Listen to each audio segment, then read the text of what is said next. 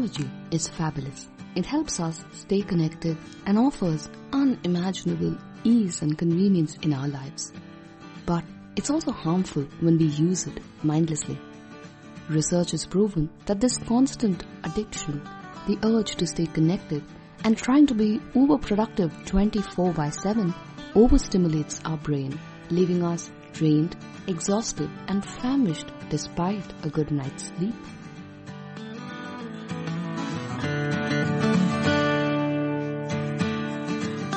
Hello, and you're listening to Own Your Everyday series in the Being Miraculous podcast, and I'm your host and self-awareness coach, Shweta Shivraman.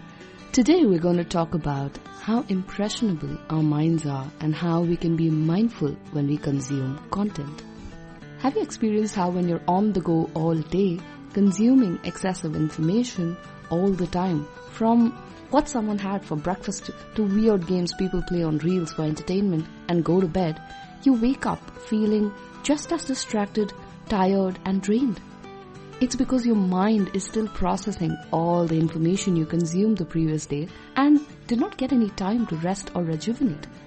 You might even wake up recollecting a ludicrous dream, a mashup of random facts throughout the day combined in weird ways by your brain as it tries to process it. Dreams are repetitions of the problems in the day, of things you've consumed but not processed.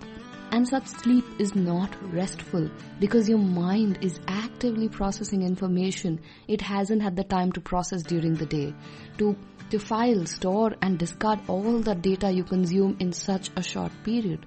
So, no wonder you wake up feeling tired and restless. Our minds are very impressionable, and it's important to be mindful first of what content we consume. Think of the information you consume like a pyramid, similar to a food pyramid, right? The news, social media are right on top of the pyramid. Information you consume for work, emails, podcasts, maybe the middle layer. And the bottom of the pyramid is books, research papers, classics, documentaries, well-researched information. And just like how you can't have sugars all the time, sugars that are on the top of a food pyramid, you can't consume social media and news all the time. Keep this as minimal as possible. The middle layer of work, emails, or say blogs you subscribe to, newsletters and podcasts, maybe even mine. Some are unavoidable, right? Work is unavoidable, emails are unavoidable. And some you're inclined or curious to follow and know even more about. You might have more of your waking hours consuming such information, but try and make sure that you keep time to synthesize what you consume through this by the end of the day.